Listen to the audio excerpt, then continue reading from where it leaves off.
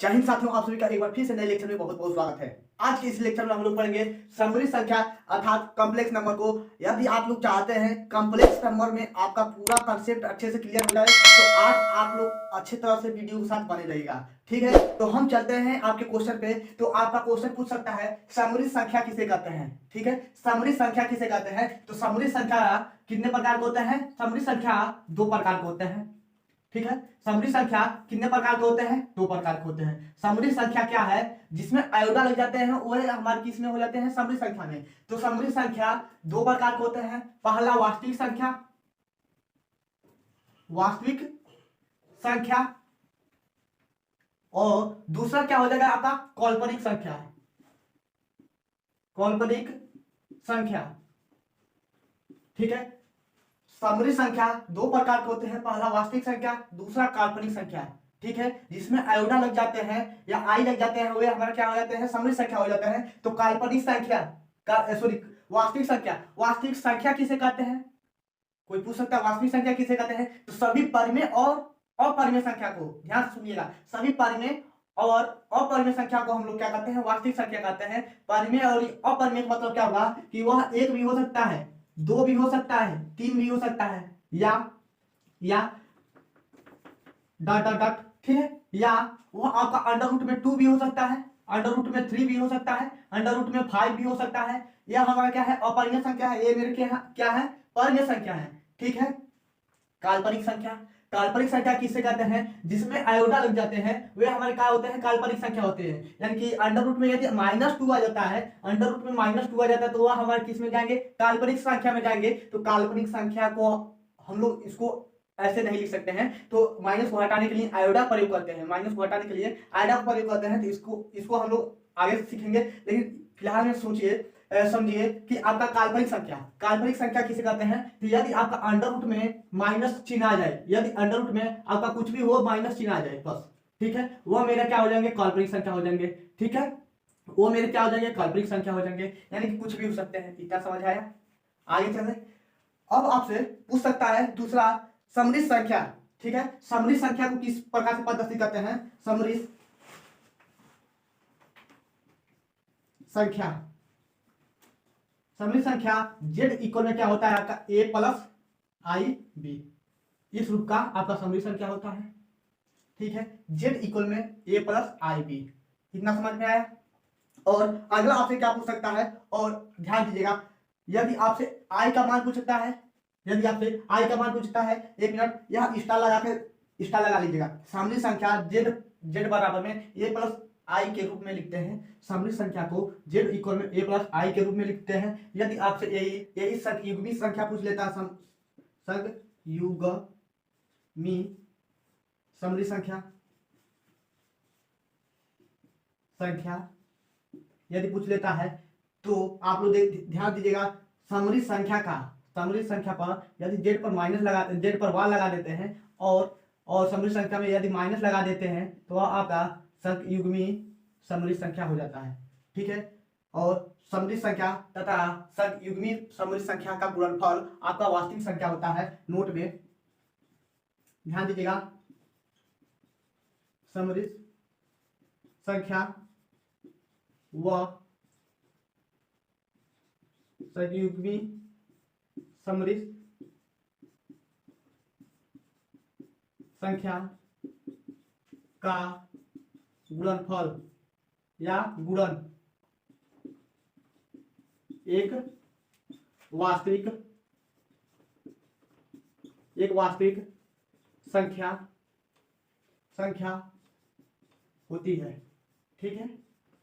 ध्यान दीजिएगा, कहने अर्थात ध्यान समझिएगा, क्या कर रहा है? जेड गुणे जेड पर वार का जो मान होगा वह हमारा क्या होगा? वास्तविक संख्या होगा। ए प्लस आई बी, ठीक है, गुणे ए माइनस आयोडा बी, ठीक है। आई को हम लोग आयोडा पढ़ाते हैं, ध्यान दीजिएगा, इसको हम लोग आयोडा पढ़ाते हैं। जब इसका सिंपल में गुणा कराएंगे, गुणा कराने तो आपको आता होगा, तो ए आपका क्या हो जाएगा? ए स्क्वायर, ठीक है, प्लस ए स्क्वायर, और इसका गुणा इसमें होगा तो आपका हो जाएगा माइनस, इसका गुणा इसमें होगा अब तो आपका हो जाएगा माइनस आयोडा ए इंटू बी, ठीक है। इसका गुणा इसमें करेंगे तो प्लस आयोडा ए इंटू बी, और इसका मान कितना हो जाएगा, और इसका गुणा इसमें करेंगे तो प्लस माइनस माइनस हो जाएगा, प्लस माइनस माइनस हो जाएगा, और आई का गुणा आई में करेंगे तो आई का वर्ग, ठीक है, और बी का गुणा बी में करेंगे तो बी का वर्ग।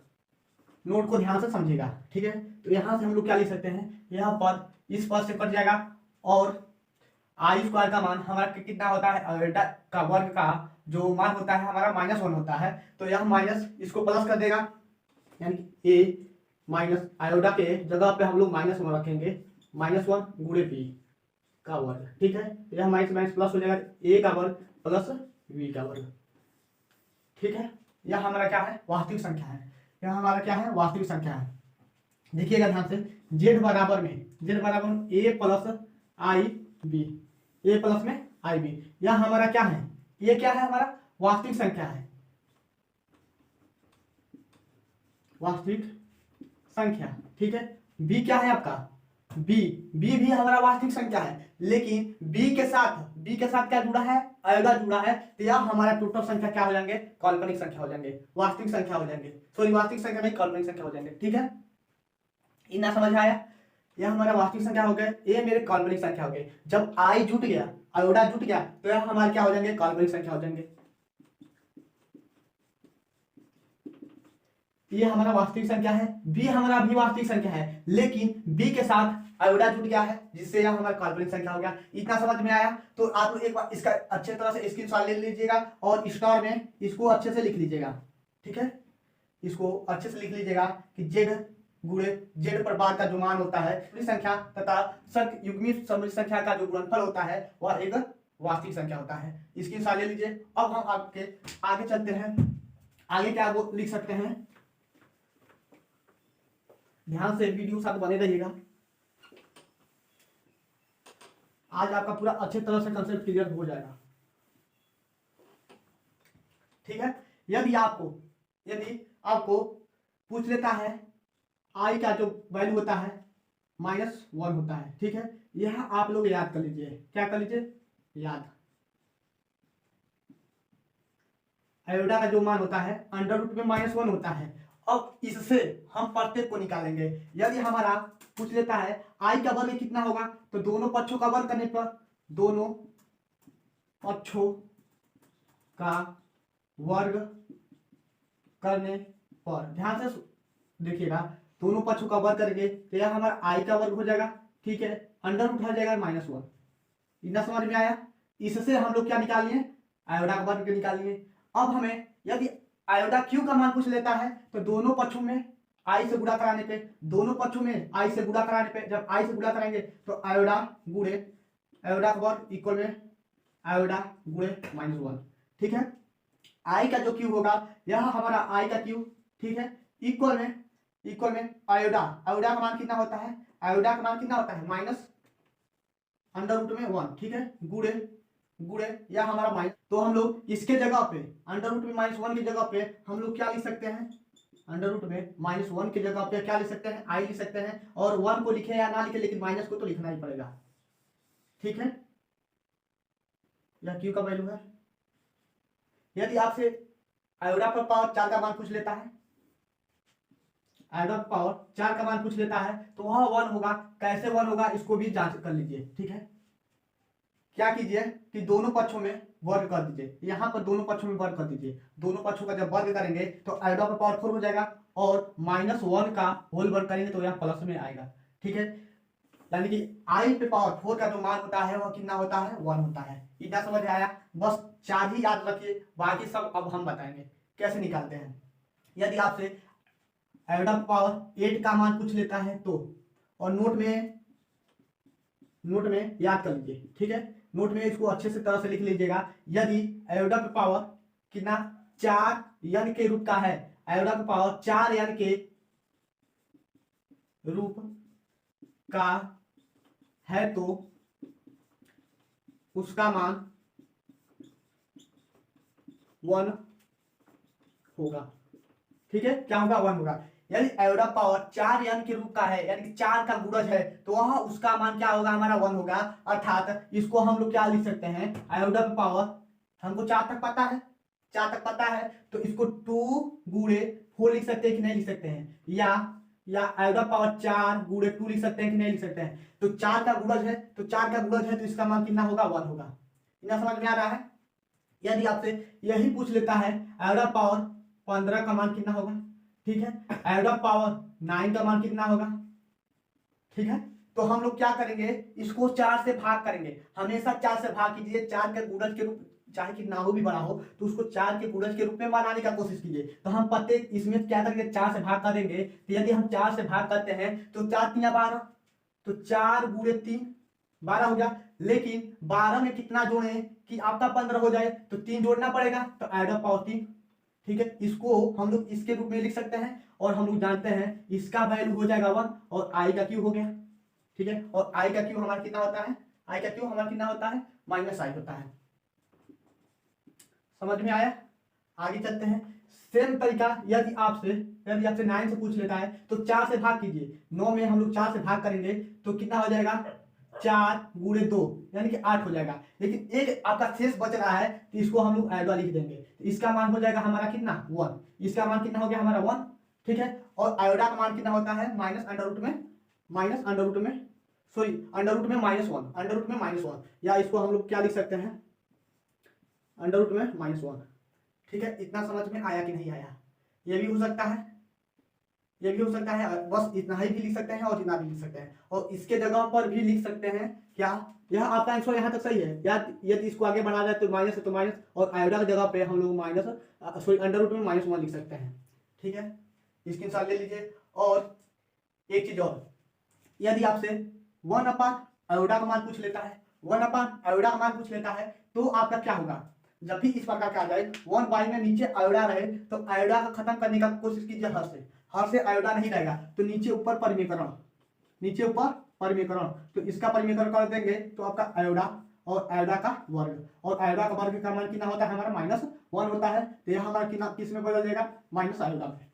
किस में बदल जाएगा, माइनस आयोडा में। यदि इसको समरी संख्या के रूप में बोला लिखने के लिए, यदि आपको इसको समरी संख्या के रूप में बोला लिखने के लिए, यानी कि z बराबर में a प्लस आई बी के रूप में बोल रहा है लिखने के लिए, तो इसको कैसे लिखेंगे, तो लिखने के लिए z इक्वल में हमें a नहीं है, इसमें a नहीं है तो a को हम लोग 0 लिख सकते हैं, प्लस है तो प्लस, और i की जगह पे माइनस आई है, i की जगह पे क्या है आपका, माइनस आई है, ठीक है। और b वैसे लिख देंगे, यानी कि z इक्वल में क्या हो जाएगा, 0 माइनस आयोडा b, समरी संख्या के रूप में लिखना चाहेंगे तब, ठीक है।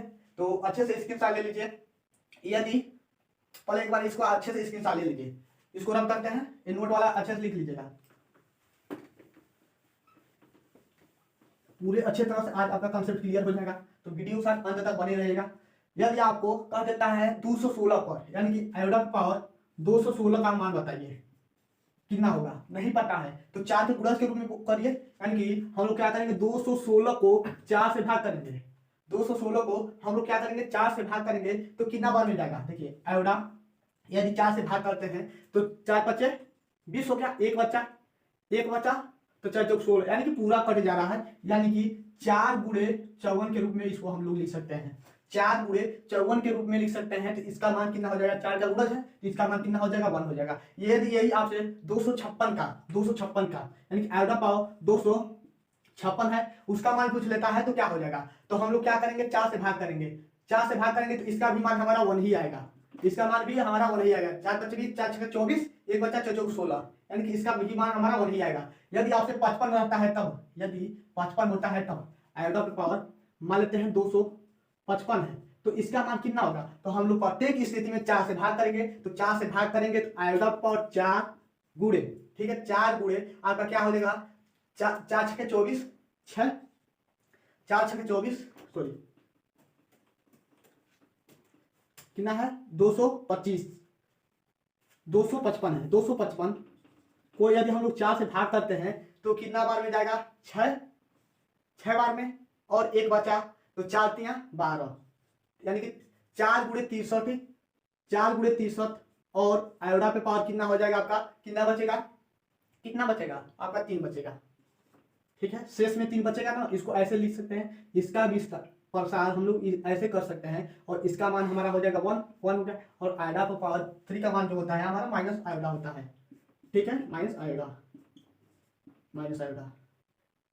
सेम इसी प्रकार से हर एक क्वेश्चन को लगा लेंगे। तो आई होप कि आप लोग यह कंसेप्ट अच्छे से समझ गए होंगे। अब दूसरे वाले पर चलते हैं, तो इसका अच्छे से स्क्रीनशॉट ले लीजिए।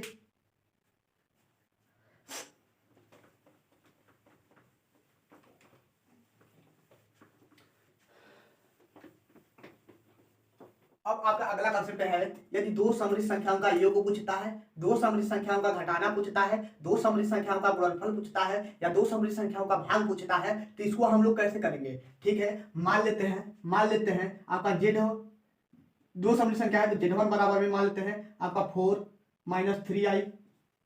ठीक है, और जेड2 बराबर में मान लेते हैं 3 + 4i। ठीक है, मान लेते हैं। ठीक है, Z1 बराबर में इतना दिया है, Z2 बराबर में इतना दिया है, तो कह रहा है इसका योग ज्ञात कीजिए। क्या कीजिए, दो समृद्ध संख्याओं का योग ज्ञात कीजिए, योग। तो योग के लिए Z1 + Z2। ठीक है, तो Z1 का मान कितना 4 - 3i और प्लस Z2 का मान 3 + 4i। इतना समझ आ रहा है। तो इसको हम लोग फाइनली क्या लिख सकते हैं, आपका 4 3 7 और इन दोनों को जोड़ घटा लेंगे तो आपका प्लस आएगा। तो 7 आपका क्या है, वास्तविक संख्या है, और यहाँ पर 1 है, आपका b का मान कितना है 1 है, तो यहाँ आपका क्या है b जो है i के रूप में है, तो यहाँ हमारा क्या हो जाएगा, काल्पनिक संख्या हो जाएगा। ठीक है, योग के लिए यदि आपको घटाना पूछता है, घटाना ज्ञात कीजिए, यानी कि दो समृद्ध संख्या को घटाइए, तो हम लोग क्या करेंगे, Z1 - Z2।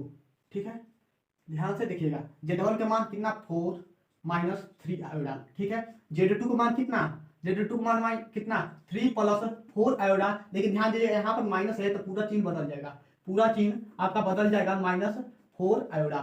ठीक है, और इन दोनों को जोड़ घटा लेंगे, चर वाले को चर में, तो क्या हो जाएगा आपका, यहाँ पर 1 हो जाएगा, और इन दोनों को जोड़े घटाएंगे तो आपका -7 आयोडा हो गया घटाने पर। ठीक है, यदि आपसे यही पूछता है गुणा कीजिए, क्या कीजिए, गुणा के लिए यदि आपसे यही पूछ लेता है गुणा के लिए, तो Z1 क्रॉस Z2। ठीक है, Z1 क्रॉस Z2 यानी कि 4 - 3 आयोडा और 3 + 4 आयोडा। ठीक है, इन दोनों का गुणा कराना है तो सिंपल में आप लोग गुणा करा सकते हैं, तो 4 × 12 हो जाएगा, 4 × 12 हो जाएगा। यदि आप लोग इसको समझ जाते हैं तो इस पर जितना आधारित क्वेश्चन रहेंगे लगा लेंगे। इसीलिए आज आपका वही कंसेप्ट बताएंगे और फार्मूला बताएंगे। इसका गुणा इसमें करेंगे तो 4 × 12 हो गया, पुनः 4 का गुणा इसमें करेंगे तो आपका कितना हो जाएगा, 4 × 16 आयोडा। ठीक है, 3i का गुणा इसमें करेंगे आप तो -3 × 9 आयोडा। ठीक है, पुनः 3 आयोडा का गुणा इसमें करेंगे तो आपका -12 आयोडा वर्ग। ठीक है, अब हम देख रहे हैं इन दोनों को जोड़ घटा सकते हैं, और 12 जैसे है वैसे रखे रहिए। ठीक है, और इसको जब जोड़े घटाएंगे तो आपका 9 में से 4 जाएगा तो 5, लेकिन माइनस में 5 आयोडा। ठीक है, और आई का यानी कि आयोडा का वर्ग, आयोडा का वर्ग का मान कितना होता है आपका -1। ठीक है, यहाँ माइनस इसको प्लस कर देगा, +12। ठीक है, +12 कितना आ जाएगा, यानी कि 24 और -5 आयोडा। ठीक है, सभी संख्या के रूप में मिल गए। यदि यहाँ आपका गुणा पूछता है तब, यदि आपसे भाग में पूछ लेता है, भाग ज्ञात कीजिए, तब क्या होगा, Z1 में Z2 इक्वल में Z1 इक्वल में आपका क्या हो जाएगा, Z1 का मान 4 - 3 आयोडा और Z2 का मान 3 + 4 आयोडा। ठीक है, जब भी आपका हम आपसे बताए हैं नीचे आपका आयोडा आ जाए तो परिमीकरण कर दीजिए, परिमीकरण करके हमको नीचे आयोडा नहीं रहना चाहिए। ठीक है, हर में आपका आयोडा नहीं रहना चाहिए, तो हम लोग क्या करेंगे, ऊपर नीचे 3 - 4 आयोडा। ठीक है, और 3 - 4 आयोडा से गुणा करा देंगे तो आपका कितना हो जाएगा, 4 - 3 आयोडा, 3 - 4 आयोडा। ठीक है, नीचे आपका क्या हो जाएगा, एक प्लस भी तो 9 -4 × 16 आयोडा वर्ग। ठीक है, या इसको हम लोग क्या लिख सकते हैं, इसका गुणा करा दीजिए। तो जब हम लोग गुणा कराएंगे तो 4 × 12 -4 × 16, इसका गुणा इसमें होगा 4 × 16 आयोडा, 16 आयोडा, इसका गुणा इसमें हो गया, और इसका गुणा इसमें करेंगे तो आपका -3 × 9 आयोडा और प्लस कितना हो जाएगा, 4 × 12 आयोडा। इतना हो गया, नीचे आपका कितना हो जाएगा 9 और इस +16। 9 प्लस 16, आयोडा का वर्ग का मान -1।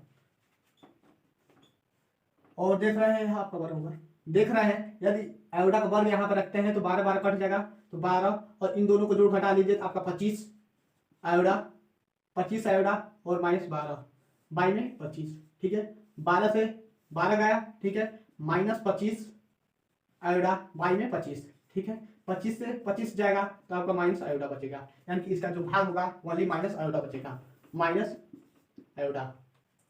आई होप कि आप लोग इसको अच्छे से समझे होंगे, आप लोग इसको समझ लिए होंगे। अब हम आपके नेक्स्ट टॉपिक पे चलते हैं। आपका नेक्स्ट टॉपिक क्या है, इसको रब कर देते हैं, एक बार अच्छे से स्क्रीनशॉट ले लीजिए।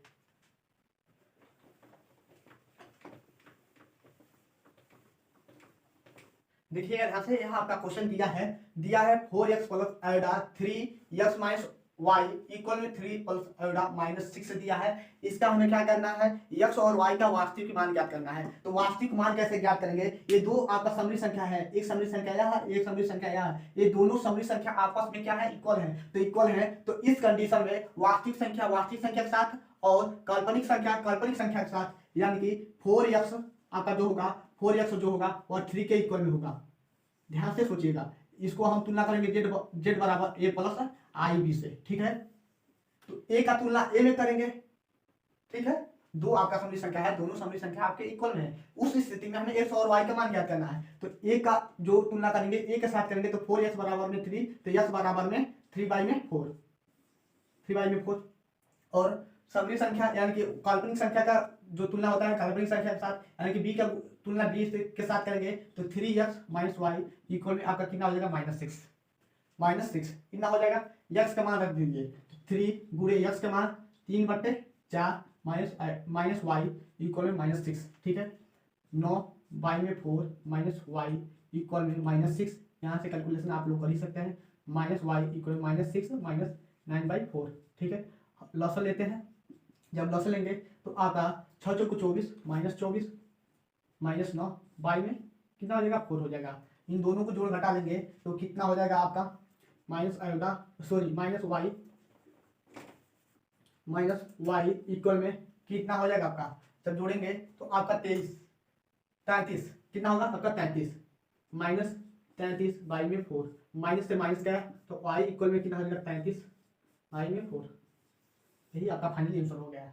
तो आई होप कि आप लोग इसको समझ गए होंगे कि जब भी आपका दो समरी संख्या है और दे रहा है इक्वल में, तो उसका हम लोग तुलना करके x y z का मान ज्ञात कर सकते हैं। तो इसका स्क्रीनशॉट ले लीजिए। अब नेक्स्ट टॉपिक के कंसेप्ट पर चलते हैं। आज आपका पूरा समरी संख्या समाप्त हो जाएगा, हर एक कंसेप्ट सूर्य लाइट चली गई है, तो इसका आप लोग अच्छे से स्क्रीनशॉट ले लीजिए। अब आपसे यदि आपसे पूछ लेता है, देखिएगा यहाँ से, यदि आपसे पूछ लेता है 2 + 3 आयोडा का होल वर्ग को, देखिए यहाँ से 2 + 3 आयोडा के होल वर्ग का a + i के रूप में लिखिए, a + i b के रूप में लिखिए। तो कैसे होगा, हम सबसे पहले a + b के होल स्क्वायर तोड़ेंगे, a + b के होल स्क्वायर में तोड़ेंगे। हमें इसको क्या करना है, समरी संख्या के रूप में लिखना है। तो 2 का वर्ग कितना हो जाएगा आपका 4, ठीक है, प्लस 3 × 3 = 9 आयोडा का वर्ग प्लस a का वर्ग प्लस b का वर्ग प्लस 2ab, ठीक है। तो 4 + 9 और इसके जगह पे हम लोग -1 लिख सकते हैं, प्लस कितना हो जाएगा 2 दूना 4 4 तिया 12, 2 दूना 4 4 तिया 12 आयोडा, ठीक है। या 4 - 9 + 12 आयोडा। अब घटाएंगे तो हमारा -5 + 12 आयोडा, ठीक है। इतना मेरा क्या हो गया, यह a + b के रूप में हो गए, a + ib के रूप में, a + ib के रूप में हो गए, ठीक है। इसका स्क्रीनशॉट ले लीजिए, बहुत इंपॉर्टेंट क्वेश्चन है। ऐसा क्वेश्चन पूछ लेता है a + ib के रूप में लिखिए। तो अब हम चलते हैं मापांक तथा पूर्णांक कैसे ज्ञात करते हैं उसका जांच करने। मापांक तथा पूर्णांक के लिए, ठीक है, इतने को रख कर देता है, मापांक तथा पूर्णांक। अगला हेडिंग रहेगा आपका मापांक तथा पूर्णांक।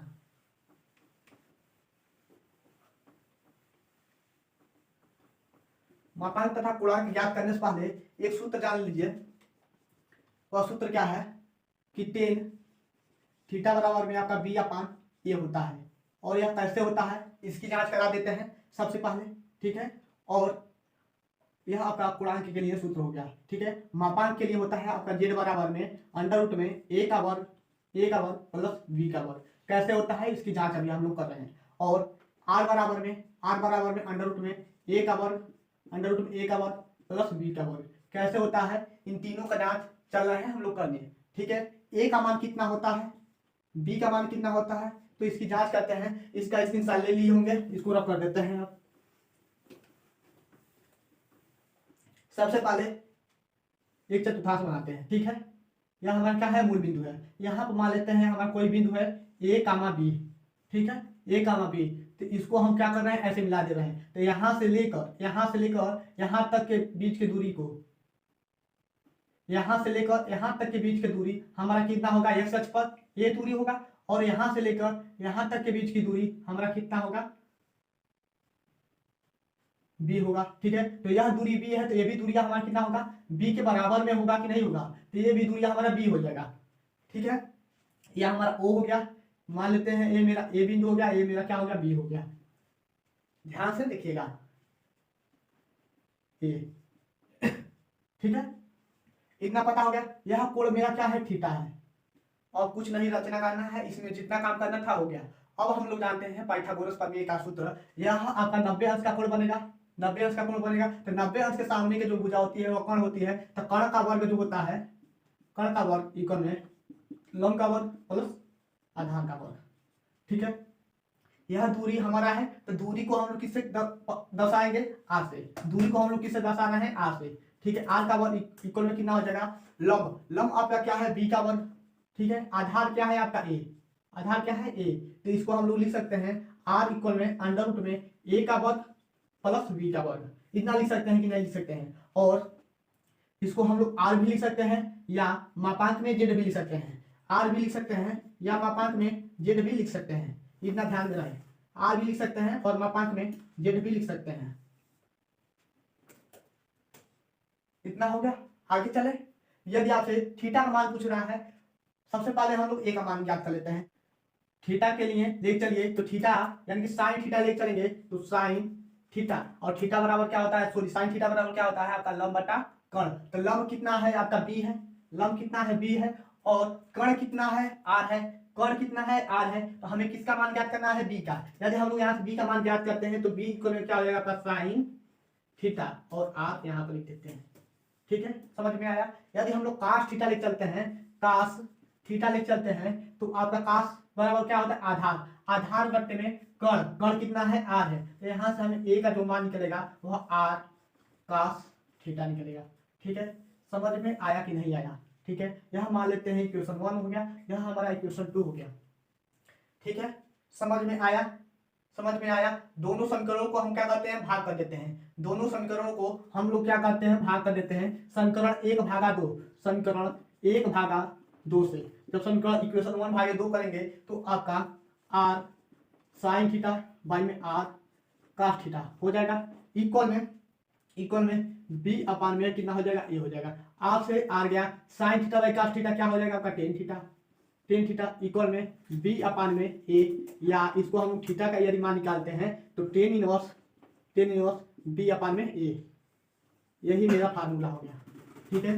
हम आपसे कहे हैं टेन थीटा मापान आर का मान, ए का मान, बी का मान कैसे ज्ञात करते हैं, इसको हम लोग अच्छे से जान गए हैं, ठीक है। इसको हम लोग अच्छे से जान गए हैं, तो इसका स्क्रीनशॉट ले लीजिए और एक आध दो उदाहरण समझ लीजिए। एक आध उदाहरण समझ लेंगे तो अच्छा रहेगा। इस पर मान लेते हैं आपका क्वेश्चन दे देता है 2 + 3i को 3i का मापांक ज्ञात कीजिए, मापांक ज्ञात कीजिए और थीटा का मान ज्ञात कीजिए, थीटा का मान ज्ञात कीजिए। ध्यान से समझिएगा, इतना का मापांक ज्ञात कीजिए, थीटा का मान ज्ञात कीजिए। तो कैसे करेंगे, सबसे पहले मापांक जेड इक्वल में अंडर रूट में ए का वर्ग प्लस बी का वर्ग, ठीक है। तो ए का वर्ग कितना है आपका 2, तो 2 का वर्ग कितना हो जाएगा, 4 हो जाएगा। डायरेक्ट कर देना है, 4 हो गया, प्लस 3 का वर्ग 9, 3 का वर्ग 9, और जोड़ेंगे तो आपका कितना हो जाएगा 13, ठीक है। कितना हो गया। यदि थीटा का मान पूछ रहा है तब तो टेन थीटा बराबर में क्या होता है, टेन थीटा बराबर में बी अपान में ए, बी का मान कितना 3, ए का मान कितना 2। सॉरी आज बहुत ज्यादा लाइट कट रही है तो इसके लिए यहाँ पर यदि थीटा का मान ज्ञात करते हैं तो टेन थीटा, यदि थीटा वाली मान ज्ञात करते हैं तो टेन इनवर्स हो जाएगा आपका, टेन इनवर्स 3 में कितना हो जाएगा 2 हो जाएगा। यह आपका फाइनल आंसर हो गया। आई होप कि आप लोग समझे होंगे। तो आप लोग इसका एक बार अच्छे से स्क्रीनशॉट ले लीजिए। अब हम आपके नेक्स्ट टॉपिक पे यानी कि नेक्स्ट क्वेश्चन चलते हैं। आगे क्या है अगला कंसेप्ट, हाँ सबसे मोस्ट इंपॉर्टेंट आपका जो कंसेप्ट है उसको अच्छे से जान लीजिए।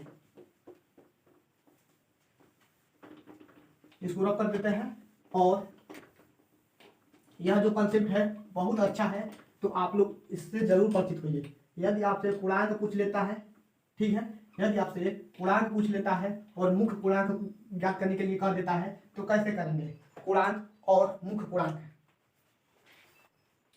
तो आपका क्या हो जाएगा, एक बार हम चार्ट बना देते हैं या तो आप लोग अच्छे समझ लीजिए, ठीक है। मुख्य पूर्णांक के लिए मुख्य पूर्णांक, मुख्य पूर्णांक यदि आपसे क्वेश्चन में मुख्य पूर्णांक पूछ लेता है उसके लिए हम चार्ट बना रहे हैं। थीटा का मान तो हर एक स्थिति में ज्ञात करेंगे लेकिन मुख्य पूर्णांक कह देता है तो मुख्य पूर्णांक के लिए यह हमारा चतुर्थांश हो गया, यह मेरा क्या हो गया चतुर्थांश हो गया। इसमें आल प्लस होते हैं, ठीक है, और इसमें क्या होते हैं माइनस और प्लस होते हैं।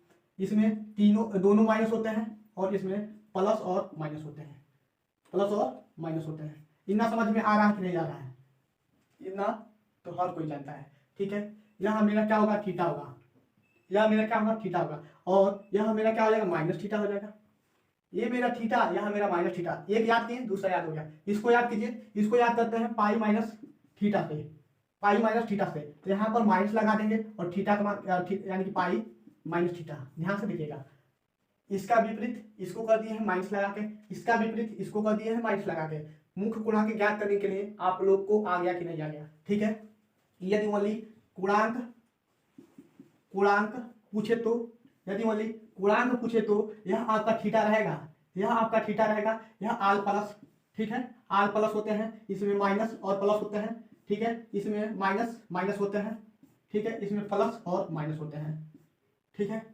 यह आपका थीटा होता है और इसमें आपका पाई माइनस थीटा होता है, पाई माइनस थीटा होता है। लेकिन इस कंडीशन में आपका टू पाई माइनस थीटा होता है, 2 पाई माइनस थीटा होता है। इस कंडीशन में 2 पाई माइनस थीटा होता है, सॉरी क्या होता है आपका पाई प्लस थीटा होता है।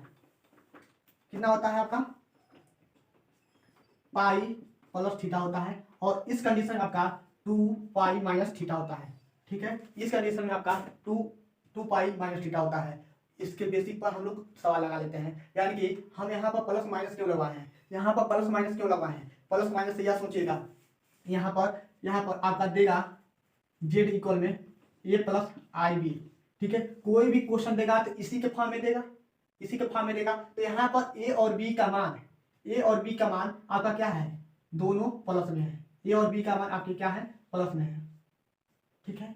और इसमें इसका जब देगा देखिएगा ध्यान से, इसका जब देगा तो जेड इक्वल में देगा आपका माइनस ए प्लस माइनस आई बी, सॉरी माइनस नहीं देगा, प्लस कितना हो जाएगा आई बी, ठीक है।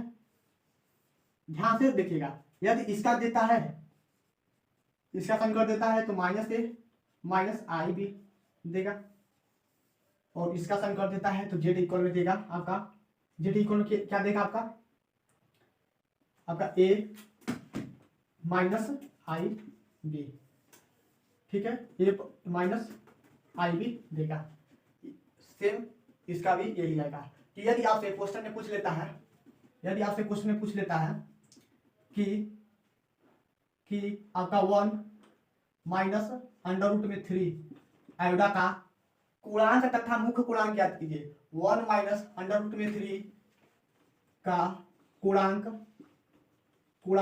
तथा मुख्य पूर्णांक,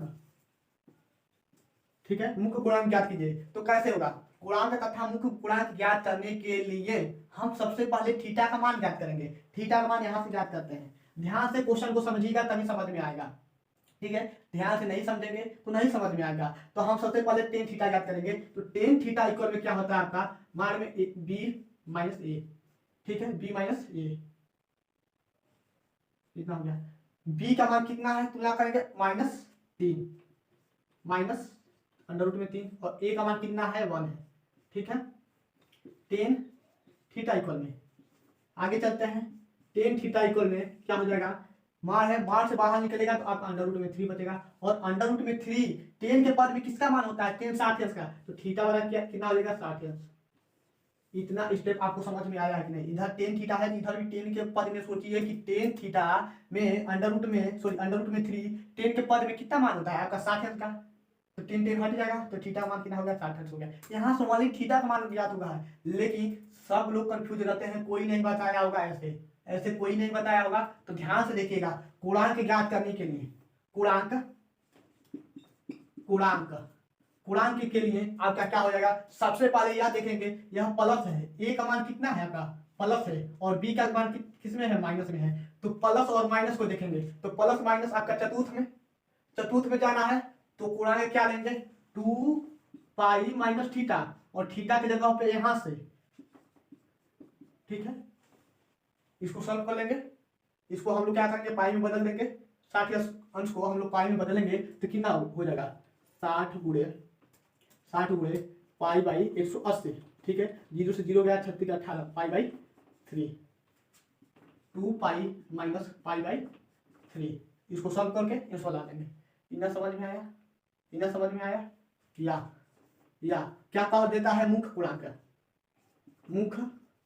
पूर्णांक, यदि मुख्य पूर्णांक का बात कर लेता है तब, तो मुख्य पूर्णांक के लिए हम लोग क्या करेंगे, मुख्य पूर्णांक के लिए यहाँ पर देखते हैं, इधर स्टेप जगह नहीं है। मुख्य पूर्णांक के लिए सबसे पहले मुख्य पूर्णांक का देखेंगे चतुर्थांश, तो मुख्य पूर्णांक में आपका यह प्लस है यह माइनस है, तो प्लस माइनस, ठीक है। सेम यह जो स्टेप लिखे हैं सेम के लिए ये भी रहेगा, जो जेड बराबर में लिखे हैं यह सब सेम ये भी रहेगा, ठीक है ना, इसमें नहीं चेंज होगा, जो इसका रहेगा वही इसका रहेगा, यानी कि जो इसका रहेगा वह उसका रहेगा, ठीक है। लेकिन जो आपका पूर्णांक है यानी कि मुख्य पूर्णांक और पूर्णांक वह बदलेंगे, ठीक है। तो मुख्य पूर्णांक के लिए आपका माइनस थीटा रहेगा, तो थीटा की जगह कितना रख देंगे -π/3। बोलिए समझ में आया कि नहीं आया, समझ में आया हो तो लाइक जरूर कीजिएगा। एक दो क्वेश्चन और देख लेते हैं। देखिए आपका क्वेश्चन यही हो सकता है प्लस, यही हो सकता है प्लस, ध्यान से देखिएगा, यही हो सकता है प्लस, एक ही क्वेश्चन को अच्छे से समझा रहे हैं, यही हो सकता है 1 + √3 का पूर्णांक तथा मुख्य पूर्णांक ज्ञात कीजिए। तो यहाँ तक नो चेंज, यहाँ तक नो चेंज, ठीक है, यहाँ तक नो चेंज, ठीक है। लेकिन चेंज हमको यहाँ से करना पड़ेगा पूर्णांक, तो पूर्णांक के लिए देखेंगे ए भी प्लस बी भी प्लस, तो थीटा रहेगा, तो इतना रब कर दें, क्या रहेगा आपका थीटा रहेगा, तो थीटा की जगह पे π/3, क्वेश्चन में नो चेंज। यदि मुख्य पूर्णांक कर देता है तो मुख्य पूर्णांक भी आपका थीटा हो जाएगा, तो π/3। ध्यान से देखिएगा, इसका भी हो गया, इसका भी हो गया। यदि आपसे यह माइनस कर देता है, तब आपका यह तो माइनस में आएगा ही, यह वाला हो गया था, यह माइनस कर देता है और यह प्लस कर देता है, ठीक है। बोलिए ए आपका माइनस हो गया बी प्लस हो गया, यानी कि इस कंडीशन हो गया द्वितीय चतुर्थांश में। तो द्वितीय चतुर्थांश में आपका π-θ मुख्य पूर्णांक भी होता है और मुख्य पूर्णांक भी π-θ, ठीक है, π-θ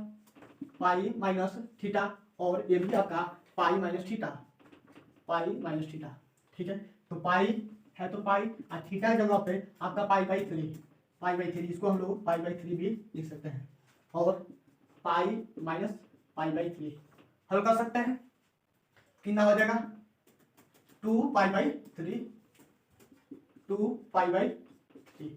यदि दोनों माइनस हो जाए, देखिएगा ध्यान से, यदि इसको समझ गए तो पूर्णांक और मुख्य पूर्णांक में बहुत ज्यादा कंफ्यूज बच्चे होते हैं कि कब पूर्णांक का मान इतना होता है, कब मुख्य पूर्णांक का मान इतना होता है, यही नहीं समझ आता है। तो ऐसे कोई नहीं बताया होगा, यदि समझ में आए तो जरूर लाइक कीजिएगा, ठीक है। तो अब हम चलते हैं आपके नेक्स्ट क्वेश्चन पे। यदि आपसे यही क्वेश्चन रहे यहाँ पर भी माइनस हो जाए, यदि यही क्वेश्चन रहे यहाँ पर भी माइनस हो जाए, तब आप लोग क्या करेंगे, थीटा के लिए नो चेंज, यहाँ पर आपका माइनस माइनस हो जाएगा, प्लस हो जाएगा, नीचे ऊपर कट जाएगा, ठीक है।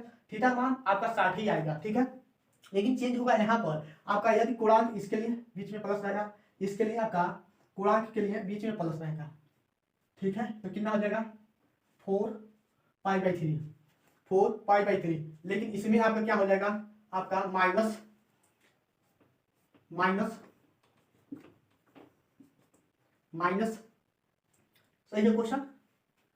ये आपका प्लस है, इसमें आपका माइनस है, हाँ सही है।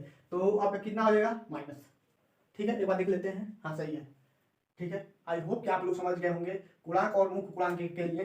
अब हम आपके ध्रुवी वाला और वर्गमूल, ध्रुवी और वर्गमूल वाला है, बस उसको समझ लेते हैं। उस पर खाली आप लोग सूत्र जान लीजिए कि वह क्या होता है, ठीक है। ओनली सूत्र जान जाइए कि वह क्या होता है। देखिए यहाँ से अब हम आपके ध्रुवी रूप पर चलते हैं। ध्रुवी रूप क्या होता है, तो मान लेते हैं सामरी संख्या z बराबर में a प्लस i b दिया है, कह रहा है इसका हमें क्या करना है, ध्रुवी रूप ज्ञात करना है। तो ध्रुवी रूप कैसे ज्ञात करेंगे, अभी अभी को हम लोग क्या ज्ञात किए थे, a इक्वल में कितना ज्ञात किए थे r cos थीटा, ठीक है। और b बराबर में क्या ज्ञात किए थे, r sin थीटा। इतना ज्ञात किए थे कि नहीं ज्ञात किए थे, ठीक है। और r बराबर में क्या ज्ञात किए थे, r बराबर में हम लोग क्या ज्ञात किए थे, अंडर रूट में a का वर्ग प्लस b का वर्ग। यही मान इस वाले समीकरण में रखिए, यही मान इस वाले समीकरण में रखेंगे तो आपका ध्रुवी रूप मिलेगा। तो z इक्वल में कितना हो जाएगा, a प्लस आई बी को हम लोग लिख देते हैं, और a के जगह पे r cos theta plus i, b के जगह पे r sin थीटा। r सब में से कॉमन कर लेते हैं, तो r बराबर में cos थीटा, r बराबर में cos theta plus i sin theta, ठीक है। इतना हो गया। यह हमारा ध्रुवी रूप का क्या है, फार्मूला है, ध्रुवी रूप का फार्मूला है। इस पर एक क्वेश्चन कर लेते हैं, ध्रुवी रूप का फार्मूला है, इस पर बेसिक एक कंसेप्ट क्लियर कर लेते हैं। थीटा का मान हमें ज्ञात करना है और आर का मान, यहाँ से आर का मान बस ज्ञात करते हैं और थीटा का मान ज्ञात करते हैं। ध्रुवी रूप कैसे ज्ञात करते हैं, मान लेते हैं जेड बराबर में, मान लेते हैं जेड बराबर में आपका दे देता है 1 माइनस या प्लस अंडर रूट में 3i। यह मेरा क्या है क्वेश्चन है, इसको कह रहा है ध्रुवी रूप में चेंज कीजिए। ध्रुवी रूप में कैसे चेंज करेंगे, सबसे पहले आर निकालेंगे। तो आर के लिए अंडर रूट में a का वर्ग प्लस b का वर्ग होता है, ठीक है। तो कितना हो जाएगा 1 प्लस 3 इक्वल में कितना हो गया 4, यानी कि 2 आ गया। आर का मान कितना आ गया 2 आ गया। अब हमें थीटा निकालना पड़ेगा क्योंकि थीटा है, तो थीटा के लिए टेन थीटा, थीटा के लिए टेन थीटा बी बाई में a, ठीक है। तो टेन थीटा b का मान कितना अंडर रूट में 3, ठीक है। यहां से थीटा का मान कितना निकल जाएगा 60 अंश, थीटा का मान कितना निकला 60 अंश, ठीक है। यह थीटा का मान 60 अंश या पाई बाई 3। तो जो मान निकाले हैं, जो मान निकाले वही मान रख देंगे, यह हमारा ध्रुवी रूप हो जाएगा। यानी कि जेड इक्वल में कितना हो जाएगा, आर के जगह पे 2, आर के जगह पे 2 और cos पाई/3 प्लस आई sin पाई/3 हो गया। यही मेरा आंसर हो जाएगा ध्रुवी रूप का। तो इसका स्क्रीनशॉट ले लीजिए। यदि आपसे इसका हमें क्या कर रहा है, वर्गमूल रूप ज्ञात कीजिए, वर्गमूल रूप ज्ञात कीजिए, वर्गमूल रूप ज्ञात कीजिए। यदि आपसे कह देता है वर्गमूल रूप ज्ञात कीजिए, सबसे लास्ट क्वेश्चन, सबसे लास्ट कंसेप्ट यही है, वर्गमूल रूप ज्ञात कीजिए, ठीक है। तो वर्गमूल रूप का जो आपका फार्मूला होता है, अंडर रूट में जेड इक्वल में क्या होता है आपका प्लस माइनस रूट में मापांक में जेड प्लस ए बाई में 2 प्लस माइनस आयोडा और अंडर रूट में मापांक में जेड माइनस ए बाई में 2। यह मेरा क्या है फार्मूला है, ये मेरा क्या है फार्मूला है वर्गमूल का,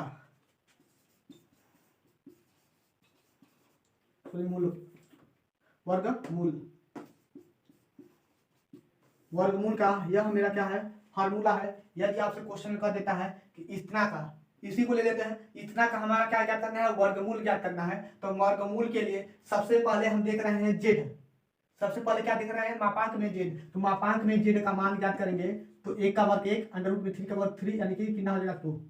मापांक में जेड का मान कितना हो गया 2 हो गया। तो नो चेंज अंडर रूट में जेड प्लस माइनस, यह मेरा फार्मूला हो गया। इसके बेसिस पर हम लोग एक क्वेश्चन लगा लेते हैं। यह जेड का मान कितना है 2 है, 2 हो गया, 2 हो गया। और ए का मान कितना है, तो ए का मान इससे तुलना करेंगे तो ए बराबर में हमारा 1 है और बी बराबर में अंडर रूट में 3 है, बी बराबर में कितना है अंडर रूट में 3 है, ठीक है। तो +1 बाई में 2 प्लस माइनस आयोडा अंडर रूट में कितना हो जाएगा, अंडर रूट में 2 माइनस 1 बाई में 2। ठीक है, कुछ समझ आ रहा है कि नहीं आ रहा है? इसको और आगे बढ़ा सकते हैं तो आपका क्या हो जाएगा 3/2 अंडर रूट में 3/2 हो गया, प्लस माइनस कितना हो जाएगा आयोडा और 1/2 1/√2 लिख सकते हैं। ऐसे लिख सकते हैं कि नहीं लिख सकते हैं। और इस प्लस माइनस को हम लोग कॉमन कर लेते हैं। यदि प्लस माइनस इसको क्या लिख सकते हैं, रूट में 3/√2। ठीक है, प्लस आयोडा 1/√2। यह मेरा आंसर हो गया। यह मेरा लास्ट कंसेप्ट था। तो मापांक ज्ञात करने के लिए, पूर्णांक ज्ञात करने के लिए, मुख्य पूर्णांक ज्ञात करने के लिए, ध्रुवीय रूप ज्ञात करने के लिए, वर्गमूल रूप ज्ञात करने के लिए, आई का वर्ग i/3 का यानी कि आपका i/4 का मान कितना होता है, यह सब आज हम लोग अच्छे तरह से कंसेप्ट क्लियर कर लिए हैं। और आपका समरी संख्या क्या होता है, समरी संख्या कितने प्रकार के होते हैं, वास्तविक और काल्पनिक संख्या, इन सब के बारे में अच्छी तरह से हम लोग कंसेप्ट क्लियर कर लिए हैं। यदि वीडियो आपको अच्छा लगे तो लाइक सब्सक्राइब शेयर जरूर कीजिएगा। अपने दोस्तों के पास शेयर करना ना भूलें, बस एक ही रिक्वेस्ट है कि शेयर करना ना भूलें। तो चलते हैं, कल से हम लोग इस पर बेसिक जो आपके जो क्वेश्चन दिए हुए हैं, बुक का जो क्वेश्चन है उसको सॉल्व करेंगे। तो आज के लिए बस इतना ही, मिलते हैं नेक्स्ट लेक्चर के साथ, तब तक के लिए ओके बाय, जय हिंद साथियों।